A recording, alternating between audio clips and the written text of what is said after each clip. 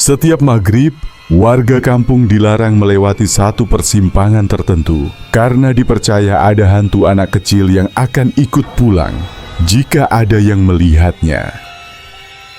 Rina yang baru pindah ke kampung itu tidak tahu mitos tersebut dan nekat pulang lewat jalan itu saat maghrib. Begini kisah selengkapnya. Sore itu langit mulai menguning, udara sedikit gerah, dan suara burung-burung mulai jarang terdengar. Rina duduk di dalam mobil bak terbuka bersama beberapa kardus yang belum sempat dibongkar. Ibunya duduk di depan bersama sopir, menunjukkan arah ke rumah tua yang menjadi tujuan mereka. "Rumah ini warisan dari almarhumah nenekmu," kata ibu, menoleh ke belakang. "Kita nggak punya pilihan lain setelah kontrakan Jakarta naik terus." Rina hanya mengangguk. Matanya menatap keluar ke hamparan sawah yang mengering dan deretan rumah-rumah desa yang tampak kuno. Ia tidak terlalu senang pindah ke desa, apalagi ke tempat yang tidak punya sinyal stabil. Setibanya di rumah, mereka disambut oleh keheningan yang agak mencurigakan. Rumah itu berdiri agak menyendiri, dengan cat tembok yang mulai mengelupas dan suara pintu kayu tua yang berderit saat dibuka. Halamannya luas, tapi dipenuhi rumput liar. Warga sini baik-baik, cuma mereka agak tradisional, kata ibu sambil menghela napas. "Nanti jangan heran kalau ada pantangan-pantangan aneh." Rina tak menjawab. Matanya menangkap beberapa orang tetangga yang hanya mengintip dari balik tirai, lalu buru-buru menutup jendela saat tatapan mereka bertemu. Hari pertama di rumah itu terasa panjang. Saat matahari mulai tenggelam dan azan maghrib berkumandang dari surau kecil di ujung jalan, ibu buru-buru menutup semua jendela dan pintu. "Loh, kenapa sih, Bu? Seperti mau ada badai aja," tanya Rina sambil duduk di lantai rumah yang dingin. Ibu hanya menjawab singkat, "Nanti kamu juga ngerti. Yang penting jangan keluar rumah kalau udah azan maghrib. Jangan buka pintu, jangan buka jendela." Nada suara ibu membuat Rina merinding. Malam itu mereka makan malam seadanya. Rina membuka ponselnya, tapi sinyal hanya muncul satu garis, lalu hilang lagi. Saat ia mengangkat pandangan ke jendela, ia sempat melihat sesuatu. Bayangan kecil berlari di halaman. Tapi ketika ia dekati dan membuka gorden, tak ada siapa-siapa di luar. Angin berhembus pelan. Dan suara gemerisik seperti langkah kaki kecil di rerumputan terdengar samar. Keesokan harinya, Rina memutuskan pergi ke warung kecil yang jaraknya sekitar 500 meter dari rumah. Ia butuh membeli beberapa kebutuhan dasar, sabun, camilan, dan minuman dingin. Ibu sedang membersihkan kamar nenek, jadi ia pergi sendiri. "Jangan pulang lewat jalan belakang ya," pesan ibu sambil menyapu halaman. "Lewat jalan depan aja, yang dekat lapangan." "Iya, Bu," jawab Rina sambil mengenakan sandal. Tapi seperti kebanyakan anak muda yang penasaran, begitu selesai berbelanja dan matahari mulai turun ke ufuk barat, Rina malah memilih jalan lain untuk pulang. Jalan belakang yang dimaksud ibunya terlihat lebih pendek dan sepi, melewati kebun pisang dan sebuah persimpangan kecil yang tampak tidak terurus. Persimpangan itu tampak aneh. Ada 3 arah. Satu menuju ke rumah warga, satu ke arah hutan kecil, dan satu lagi ke jalan kecil berkerikil yang seperti tidak dipakai lagi. Di tengah persimpangan ada sebuah batu besar, lumutan, dengan bekas semacam sesajen yang sudah kering. Saat Rina mulai melangkah melewati persimpangan, suara azan maghrib berkumandang dari kejauhan. Ia mempercepat langkah, tapi kemudian terdengar suara tangisan, pelan, lirih, seperti suara anak kecil. "Hiks, hiks!" Rina berhenti. Ia menoleh ke kanan dan kiri.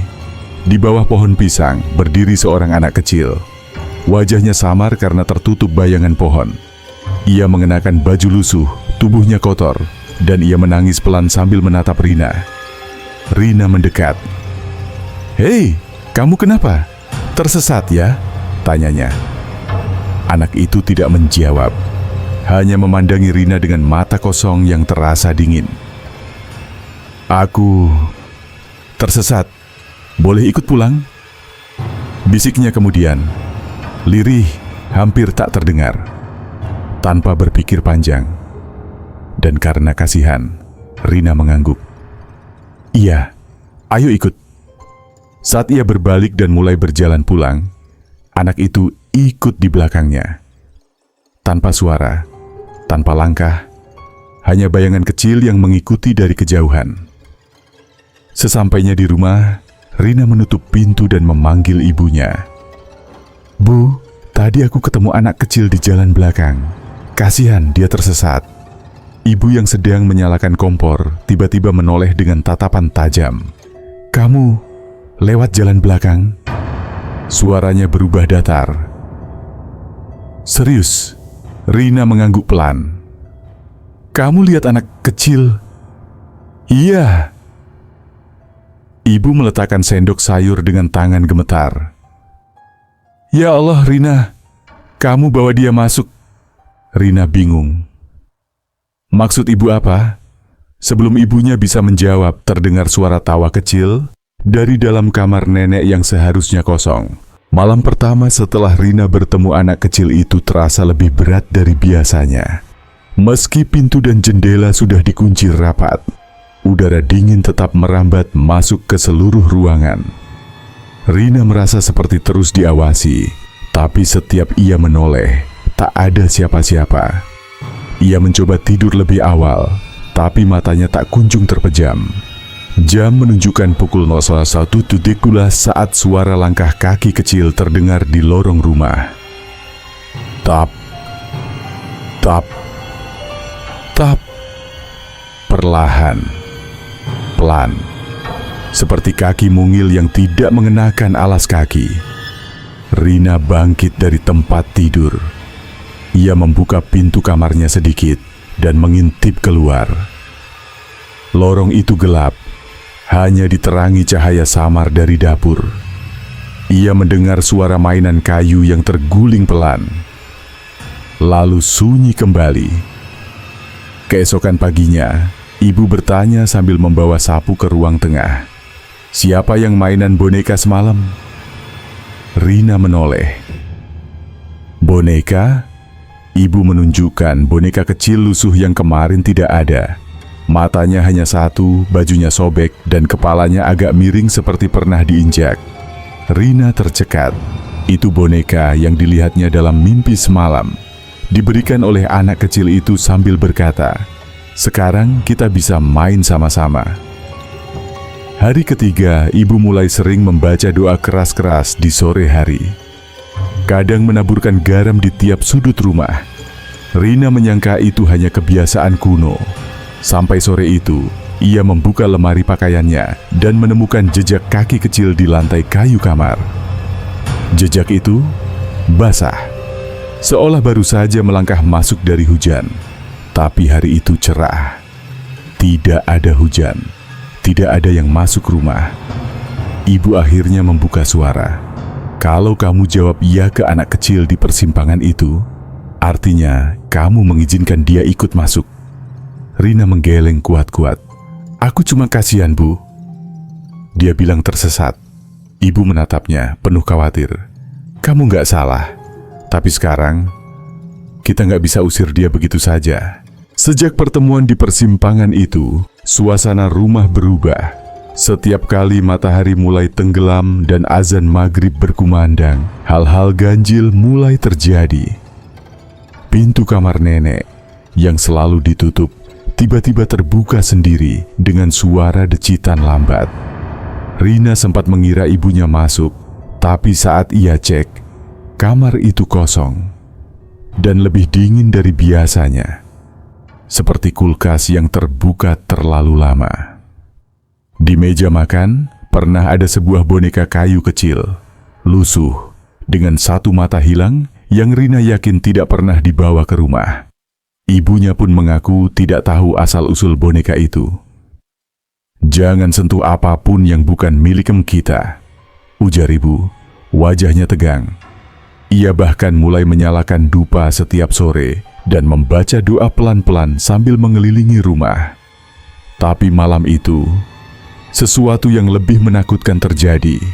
Pukul 17.45, Rina sedang duduk di kamarnya, mencoba membaca buku sambil menunggu waktu makan malam. Tapi suasana hatinya gelisah. Matanya terus melirik ke jendela. Tirainya bergerak pelan padahal tidak ada angin. Dan tiba-tiba terdengar suara ketukan. Tok, tok, tok. Tapi bukan dari depan pintu, melainkan dari bawah tempat tidurnya. Rina membeku. Ia menahan napas. Mungkin itu suara kayu retak atau tikus. Ya mungkin tikus. Tok, tok, tok. Lebih keras, lebih jelas. Seolah sesuatu atau seseorang sedang mencoba menarik perhatiannya dari bawah kasur. Dengan tangan gemetar, ia mengintip perlahan ke bawah. Kosong. Tapi saat ia kembali duduk, tiba-tiba anak itu sudah berdiri di depan pintu kamarnya. Tanpa suara, tanpa ekspresi. Matanya kosong. Wajahnya pucat. Bajunya masih lusuh dan kotor seperti saat pertama kali mereka bertemu. "Aku udah sampai rumah," katanya pelan. "Aku mau tunjukin sesuatu."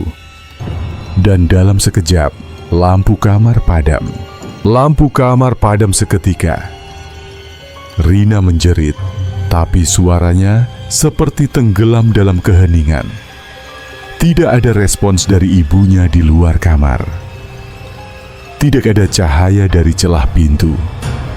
Hanya gelap dan dingin. Anak kecil itu masih berdiri di sana, menatap Rina. "Aku mau tunjukin rumahku," bisiknya. "Aku nggak bisa pergi sebelum kamu lihat." Tiba-tiba pandangan Rina berputar. Kepalanya terasa berat dan seakan ditarik keluar dari tubuhnya sendiri. Semuanya menjadi kabur. Kamar, tempat tidur, bau dupa, semuanya menghilang. Saat ia membuka mata, Rina sudah berdiri di sebuah tempat asing. Sebuah rumah tua yang sepertinya sudah lama tak dihuni.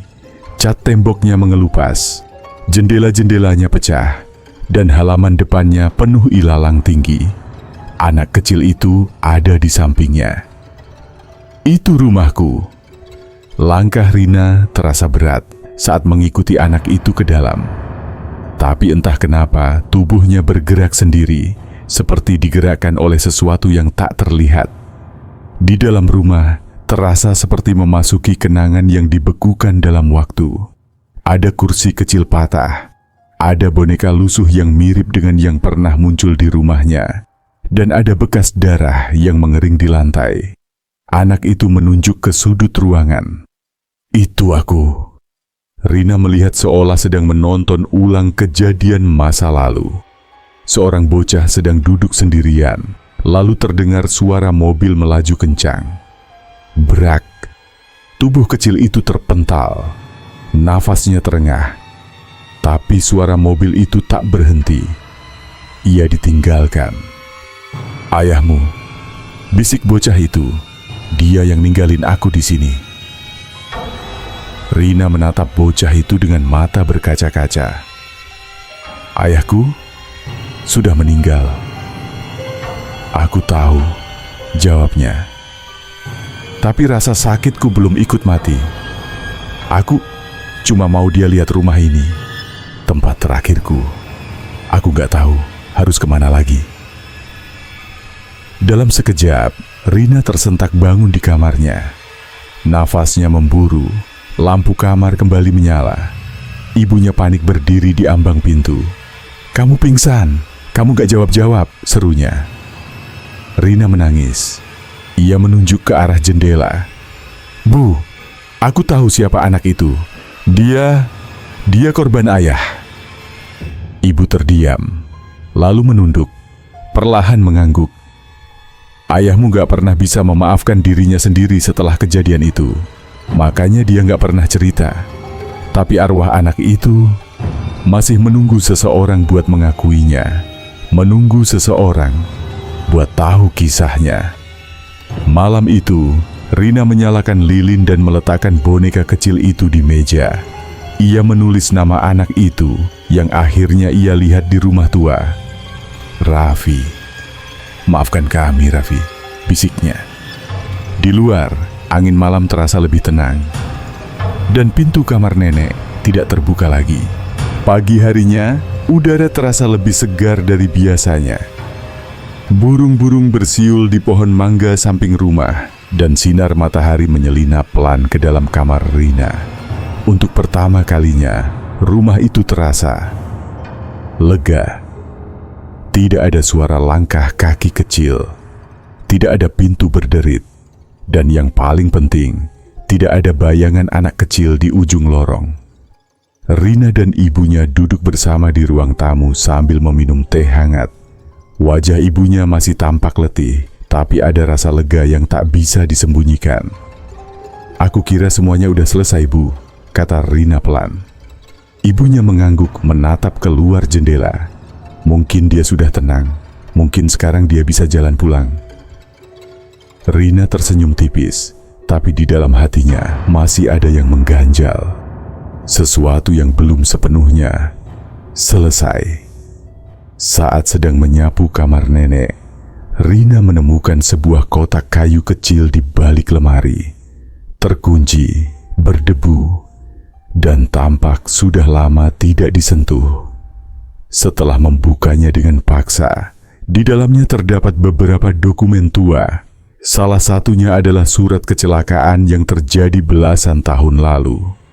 Tertulis nama korban, Raffi Ananda Putra, usia 7 tahun. Tapi ada satu hal yang membuat Rina merinding. Di bagian bawah laporan, ada catatan tulisan tangan. Mobil sedan hitam, diduga milik Rinaldi.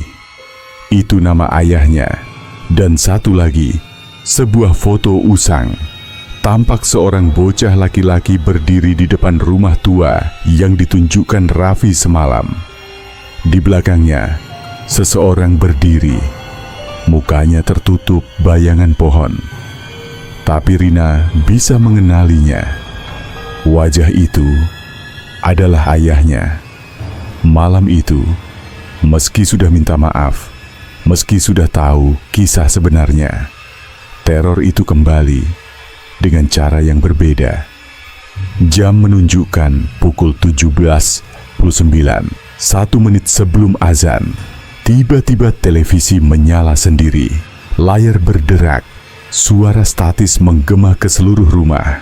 Kemudian muncul gambar rumah tua itu. Dan Raffi berdiri di depannya, menatap lurus ke arah Rina. Masih ada yang belum kamu lihat. Rina berdiri kaku di ruang tamu, menatap layar televisi yang kini kembali mati. Di luar, angin kembali berhembus. Maghrib datang lagi. Dan Rina sadar, Raffi belum benar-benar pergi. Malam itu terasa lebih dingin dari biasanya. Rina duduk di depan televisi yang baru saja menyala sendiri, menunjukkan gambar rumah tua yang ditunjukkan Raffi dalam penglihatan sebelumnya. Rumah itu tampak gelap, ditelan bayangan pepohonan, dan jendela-jendela tuanya seperti mengintip balik ke arah Rina. Aku pikir dia udah tenang, Bu, bisiknya lirih. Ibunya berdiri di belakangnya, memandangi layar yang kini kembali hitam. Mungkin dia belum menemukan caranya pulang. Hari berikutnya, Rina memutuskan untuk kembali ke tempat itu. Ke rumah tua yang pernah ia lihat dalam mimpinya. Ia tak memberitahu ibunya, hanya menuliskan catatan kecil di meja. Aku harus menyelesaikan ini. Saat matahari mulai turun, Rina sampai di rumah itu. Letaknya agak tersembunyi di balik kebun pisang dan pohon-pohon tua. Rumah itu persis seperti dalam mimpinya. Cat mengelupas, pagar berkarat, dan aroma lembab yang menusuk hidung. Ia melangkah masuk, dan seketika waktu terasa berhenti. Di dalam rumah, dinding-dinding rumah itu seolah berbisik. Angin tak bertiup, tapi gorden bekas itu bergerak pelan. Rina menyalakan lilin, menyusuri tiap sudut. Ia melihat potongan-potongan kenangan yang belum sempat diselesaikan. Mainan kecil dengan bercak darah, sepatu anak laki-laki yang hanya sebelah, dan sebuah bingkai foto pecah. Di dalamnya ada gambar anak kecil dan ayahnya. Rina terdiam. Raffi muncul di belakangnya. Wajahnya kali ini tidak marah, hanya sedih. "Aku nggak tahu harus kemana. Semua orang ninggalin aku," katanya dengan suara pelan. Rina menoleh, matanya berkaca-kaca. "Kamu nggak sendirian, Raf. Aku di sini." Ia mengeluarkan sesuatu dari tas kecilnya, boneka lusuh yang selama ini muncul di rumah. Ia letakkan di tengah ruangan. "Ayahku memang salah, tapi aku minta maaf atas nama dia." Raffi menatap boneka itu. Perlahan, tubuhnya mulai bercahaya redup, lalu memudar. Sebelum menghilang, ia menatap Rina dan berkata, "Terima kasih sudah bawa aku pulang." Keesokan paginya, Rina kembali ke rumah dengan langkah pelan. Wajahnya tampak lebih tenang. Ibu memeluknya erat. "Sudah selesai?" tanyanya. Rina mengangguk. "Sudah." Sejak malam itu, tidak ada lagi suara langkah kecil. Tidak ada lagi pintu berderit saat maghrib. Rumah mereka kembali menjadi rumah biasa. Tapi setiap kali Rina melewati persimpangan itu, ia selalu tersenyum kecil. Karena ia tahu, ada satu jiwa kecil yang akhirnya benar-benar pulang. Sudah hampir 3 bulan sejak kejadian itu. Rina dan ibunya mulai berbaur dengan warga desa. Suasana rumah mereka pun tak lagi mencekam. Tak ada lagi bisik-bisik malam. Tak ada lagi pintu yang terbuka sendiri saat maghrib. Tapi Rina tahu, luka lama tidak selalu bisa hilang begitu saja. Ia masih menyimpan boneka lusuh itu di dalam kotak kecil di lemari. Bukan karena takut, tapi sebagai pengingat bahwa ada jiwa yang pernah terjebak antara dunia dan akhirat hanya karena satu kesalahan yang tak pernah ditebus. Setiap sore, Rina sering duduk di beranda, menatap arah persimpangan. Kadang-kadang, dia merasa seperti ada yang duduk di sampingnya. Tidak menyeramkan, tidak dingin, hanya sunyi. Suatu senja, sebelum azan maghrib berkumandang, seorang anak kecil yang baru pindah ke kampung itu melewati persimpangan yang sama. Ia melihat batu besar yang lumutan, lalu berhenti. Ada suara tangis samar. Ketika ia menoleh, terlihat seorang anak laki-laki berdiri di bawah pohon. Matanya kosong, bajunya kotor, dan suaranya lirih. "Aku tersesat, boleh ikut pulang?" Tamat.